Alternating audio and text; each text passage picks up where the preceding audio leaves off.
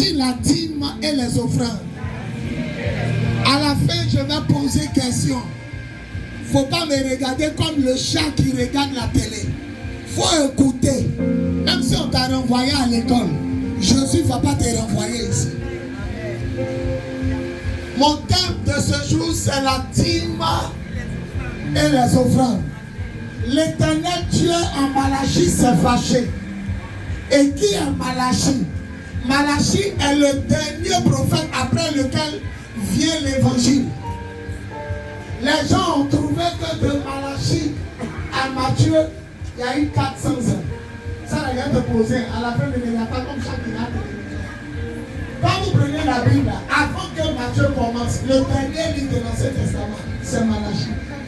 Et les gens disent que de Malachie, jusqu'à ce que Gabriel dise à Marie, elle va tomber enceinte. Il y a eu 400 ans où Dieu parlait plus.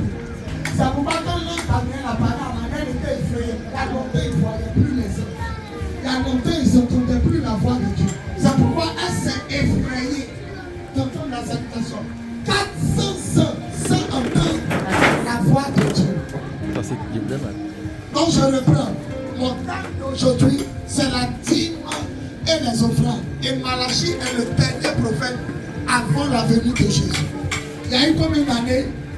400 ans. Dieu ne parlait plus. Donc Israël ne voyait plus les anges. Il n'entendait plus. C'est pourquoi quand Gabriel a salué Marie, on dit, elle fut étonnée de la salutation. Elle fut effrayée.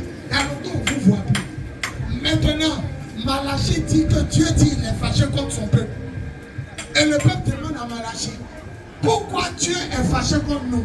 Dieu dit dans la dîme et dans les offrandes, vous me volez. Vous me volez dans la dîme et dans les offrandes. C'est pourquoi vous êtes sous malédiction. Parce que vous me volez. Dans le versement de la dîme et des offrandes, vous me volez. Et il commence par un homme. Vole-t-il Dieu? Un homme. Trompe-t-il Dieu?